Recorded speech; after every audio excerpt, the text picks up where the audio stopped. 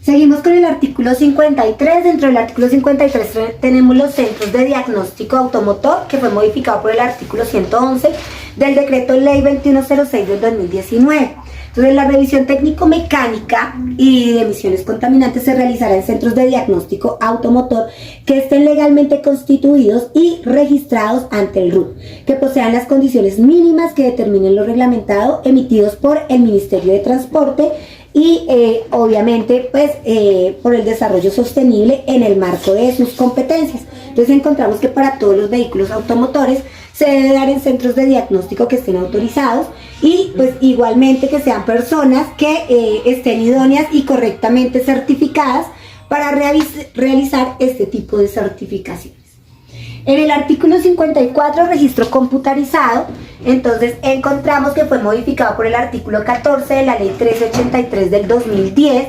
donde encontramos que los centros de diagnóstico automotor llevarán un registro computarizado de los resultados de las emisiones técnico-mecánicas contaminantes de cada vehículo, incluso de los que no las aprueben. Seguido de esto encontramos el título 3, normas de comportamiento. En estas normas de comportamiento, en el capítulo 1, encontramos las reglas generales y educación del tránsito para todos los actores viales. Entonces aquí tenemos en cuenta algo importante, que es el tema de la seguridad vial. Entonces en su artículo 56 encontramos la importancia que tiene la enseñanza de seguridad vial en todos los centros. Fue modificado por el artículo 6 de la ley 2222 del 2022, donde se establece como obligatoria la educación en preescolar, básica primaria, básica secundaria y la enseñanza en educación vial de manera sistemática de conformidad a los objetivos y propósitos señalados en esta ley, con énfasis en niños, niñas, adolescentes, jóvenes, frente al uso del espacio público, cómo se deben movilizar por ellos y sobre todo en especial atención a los ciclistas, que son el actor vial más vulnerable, el segundo actor vial más vulnerable. Tengamos en cuenta que el primero es el peatón, seguido del ciclista, con el fin de que promover competencias necesarias en esta educación vial para el uso adecuado, responsable y seguro de la bicicleta y de otros medios de movilidad.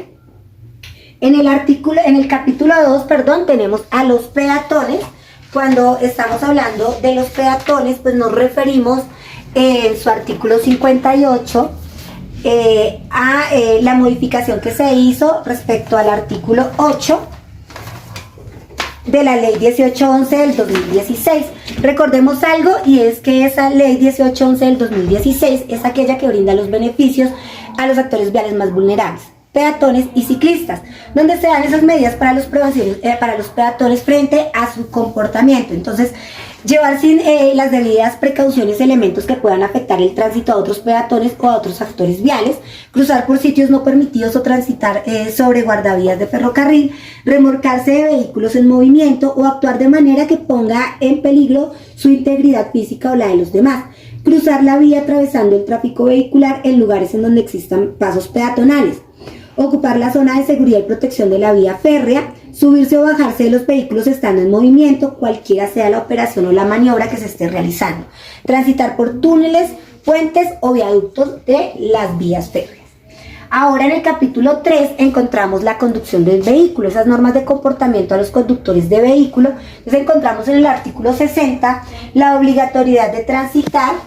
por los carriles que están debidamente demarcados. Fue modificado por el artículo 17 de la ley 1811. Entonces, los vehículos deben transitar obligatoriamente por sus respectivos carriles dentro de las líneas de demarcación y atravesados solamente para efectuar maniobras de adelantamiento de cruce. En el artículo 63